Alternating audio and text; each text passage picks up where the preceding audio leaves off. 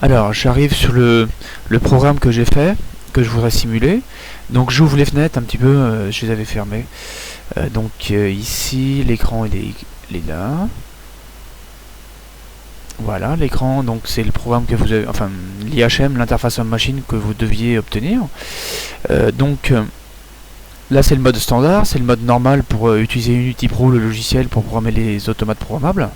Je vais passer en mode de simulation, donc c'est très intéressant, puisque j'ai pas besoin de me câbler sur un automate, on va simuler grâce directement sur l'interface homme-machine.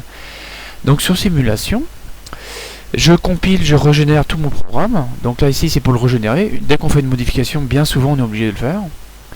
Je me connecte sur l'automate virtuel, je vais appeler ça comme ça. C'est donc le simulateur.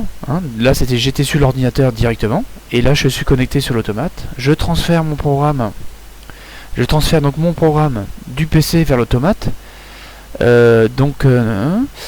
Ici, on voit bien que c'est de l'automate, du PC vers l'automate, parce que là c'est le contraire. Mais cette fonction-là, on l'utilise très rarement.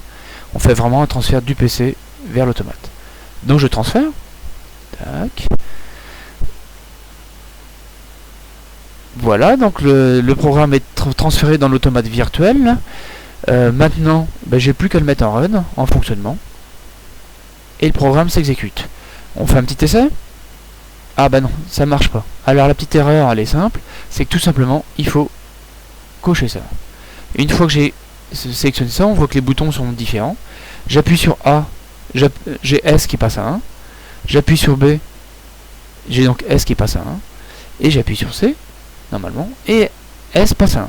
Donc c'est bien une fonction OU, puisque pour allumer S, j'ai trois solutions, soit A, ou soit B, ou soit C. Au niveau du programme, on voit par simulation quelque chose d'intéressant. Là, on voit que j'ai appuyé sur aucune des entrées et que ma sortie S est bien au niveau logique 0, puisqu'elle est en rouge.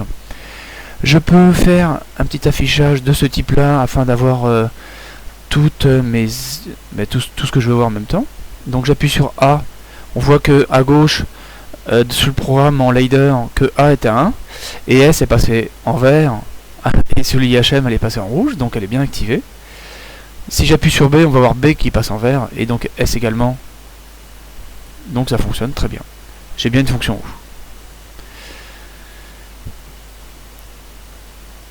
Donc on a vu le programme. Si je veux voir mes variables, j'ai mes variables qui sont ici, donc variables élémentaires. Ici, les variables, on voit pas grand chose, on voit ce qu'on les a déclarées. Je peux aller voir ici, par contre, dans les tables d'animation, créer une nouvelle table d'animation.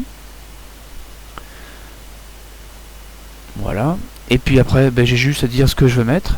Donc on peut écrire directement, par exemple je vais voir A, j'écris A, mais quand on va mettre des noms de variables, des mnémoniques avec des un petit peu plus longues, c'est embêtant.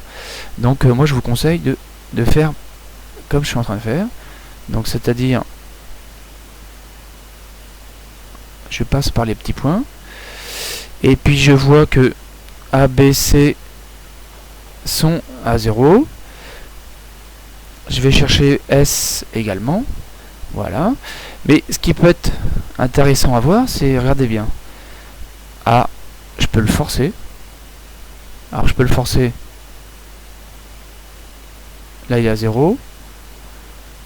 Alors je cherche comment on fait, parce que je ne sais même pas. Alors je peux le modifier, voilà, c'est le modifier. Et je le passe à 1. Vous voyez, j'ai passé à 1. J'ai mis 1 sur la variable A. Donc on voit le bouton qui est appuyé, on voit ici que c'est en vert. Et la sortie est bien activée, on le voit ici.